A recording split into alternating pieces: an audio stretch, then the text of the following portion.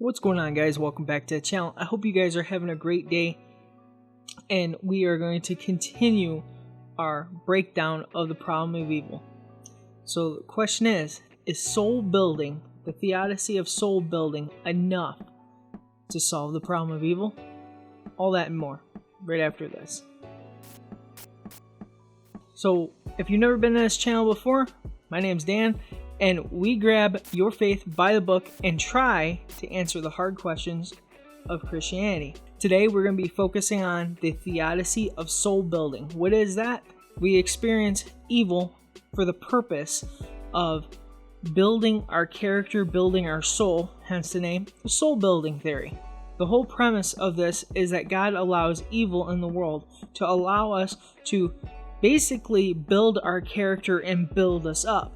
Now, the interesting thing with this is that you can look in Romans 5:4 through 5, and you can actually see Paul speak about this. It actually kind of got me scratching my head a little bit, and I was like, well, maybe there's something to this. Now, granted, you got to keep in mind with all these theories, there's more than one. Usually one theory does not fit the bill. And endurance produces character, and character produces hope. And hope does not put us to shame because God's love has been poured into our hearts through the Holy Spirit who has been given to us. So I find that very interesting because when we look at the scripture, and it's saying that endurance is producing character. In other words, endurance, long suffering. I know some scriptures or some translations does talk about long suffering or suffering in general. I'm using the ESV version, but it says endurance.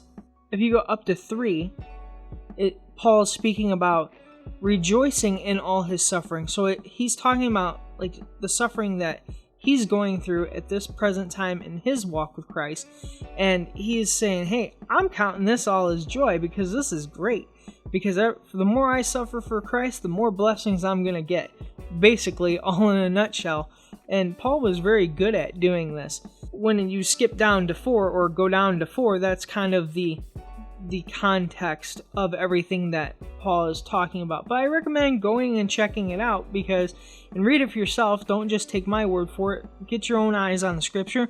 Helps you get in scripture, and it helps you build your relationship with God. But if you notice, Paul's speaking about these things that are building on us, and we're in a way being built up by the things that we're going through. God's in a way molding us and shaping us with the things that we're going through in our lives.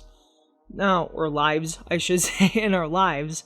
The events of our past are what make us who we are today. So if you really think about it, because of this evil in this world, we can't just be a finished product, right?